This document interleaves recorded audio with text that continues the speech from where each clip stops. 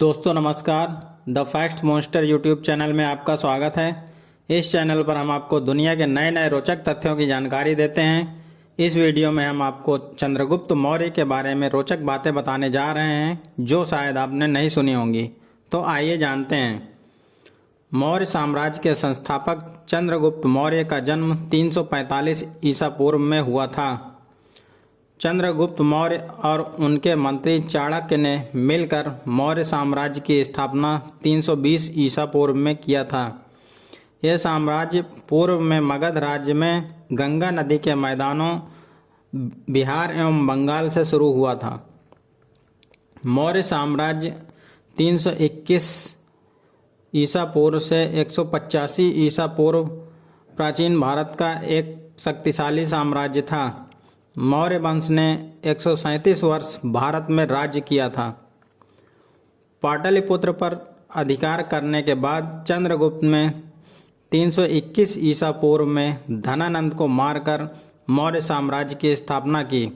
उसकी मृत्यु के उपरांत ही नंद साम्राज्य समाप्त हो गया।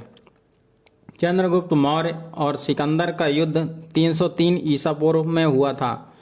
सिकंदर की मृत्यु के बाद उसके सेनापति सेल्यूकस और चंद्रगुप्त के बीच भी युद्ध हुआ था। चंद्रगुप्त मौर्य को भारत का मुक्तिदाता कहा जाता है क्योंकि उसने भारत को यूनानियों से मुक्ति दिलाई थी। चंद्रगुप्त के पिता मौर्य नगर प्रमुख थे। सीमांत युद्ध में उनकी मृत्यु हुई तब चंद्रगुप्त अपनी माता के गर्भ में थे। उनकी माता अपने भाइयों द्वारा पाटलिपुत्र में सुरक्षा के निमित्त पहुंच गई थीं। यहीं चंद्रगुप्त का जन्म हुआ। चंद्रगुप्त मौर्य के शासनकाल में पाटलिपुत्र पहली बार मगध राज्य की राजधानी बनी, जो आज बिहार की राजधानी पटना के नाम से विख्यात है। पाटलिपुत्र में स्थित चंद्रगुप्त का महल मुख्यतः लकड़ी का बना था, जो अब पटना के कुम्हरार में स्थित है।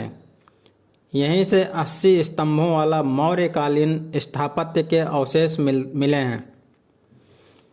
चीनी यात्री फाहियान ने चंद्रगुप्त मौर्य के महल के बारे में लिखा था कि यह महल मानव की कृति नहीं है बल्कि देवों द्वारा निर्मित है। चंद्रगुप्त मौर्य के शासनकाल में ही मगध पर 12 वर्षों का भीषण अकाल पड़ा था।